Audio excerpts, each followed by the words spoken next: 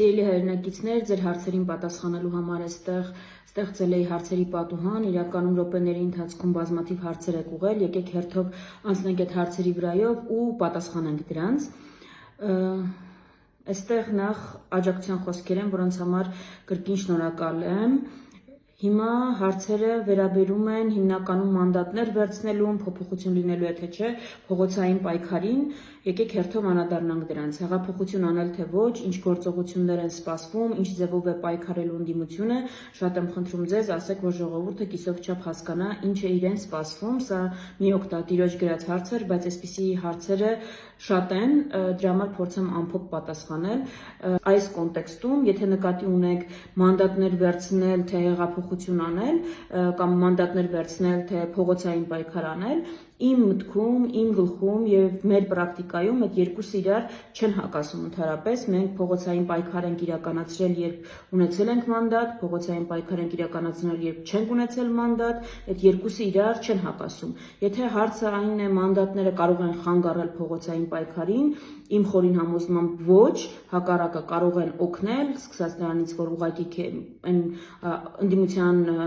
պայքարի, փողոցային պայքարի առաջնորդներին չեն կարող ուղղակի փողոցից վերցնել եւ մեկուսացնել, դրա համար պետք է անձեռնամխելիություն հաղթահարեն, սկսած նրանից, որ քո խոսքը կարող է ավելի հնչեղ լինել, դու կարող ես ավելի արդյունավետ հաղորդակցել միջազգային դերակատարների հետ եւ քո հանրության հետ էլ նաեւ հարթակների առումով։ Բայց եթե հարցնում եք նաեւ արդյոք դա է պարտադիր պայման, ոչ, մենք օրինակ հայրենիքի փրկության շարժում ենք իրականացրել առանց որևէ մանդատ ունենալու։ Այսինքն այս հարցը մանդատների հետ կապված չէ։ Իսկ փոփոխություն պետք է անել այն ժամանակ, երբ դա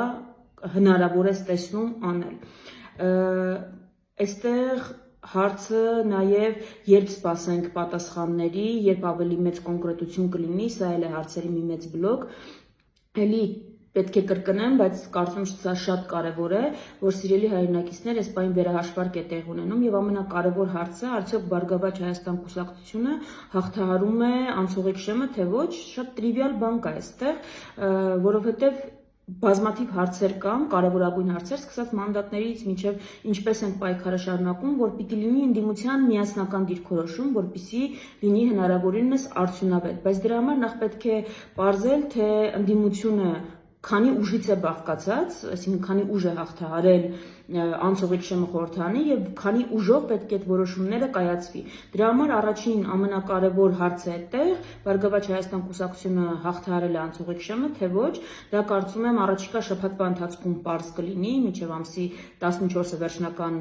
պարզություն կունենանք այս հարցում, իսկ երկրորդ փուլը դա ընտրությունների արդյունքների վիճարկումն է սահմանադրական դատարանում եւ ընտրությունների լեգիտիմության հարցը։ Այստեղ էլ շատ ուղիղ ուզում եմ ասել, որ սա մանդատներ վերցնել չվերցնելու հարցի հետ կապ չունի։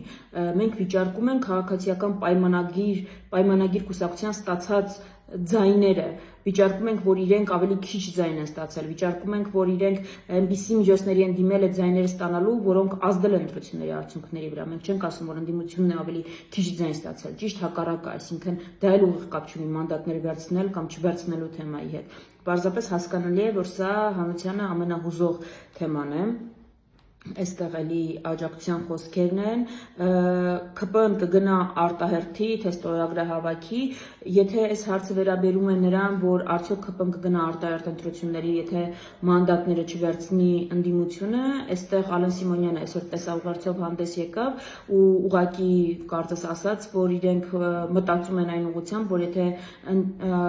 շեմը հաղթարած ուժերը չվերցնեն մանդատները, իրենք դա ինչ-որ կերպ փոխանցեն շեմը չհաղթարած ուժերին, ամեն դեպքում Ալեն Սիմոնյանի խոսքը դա էր, ինչ կանեն, ԿՓ-ի դեպքում կանխատեսել է անշնորհակալ գործ է, այնպես որ այս հարցի պատասխանը սա է։ Իշխանափոխության հույս ունենք, վերջնական ընտրությունների արդյունքները երբ պարզ կլինեն, մոտակա հանրահավաքներ չեն լինելու, վերջնական ընտրությունների արդյունքները իրականում ամսի 14-ի դրությամբ պարզ կլինի պատկերը, բայց դրանք դեռ վիճարկվելու են սահմանադրական դատարանում, դա էլ է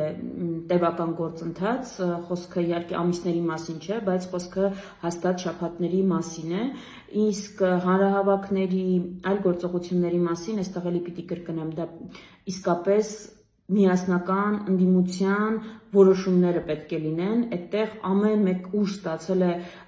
որոշակի մասնաբաժին քվեների, վստահության որոշակի մասնաբաժին եւ հենց դրանով էլ պետք է առաջնորդվի, այդտեղ ամեն մեկ ունի իր պատասխանատվության բաժինը, բայց այդտեղ էլի ամենաբազային հարցը արդյոք Բարգավաճ Հայաստան կուսակցությունը հաղթարել է շեմը թե չէ, որը պարզ կլինի առաջիկա օրերի ընթացքում։ Սա է ընդհանուր առմամբ պատկերը, ձեր հարցերը ընդհանուր առմամբ այս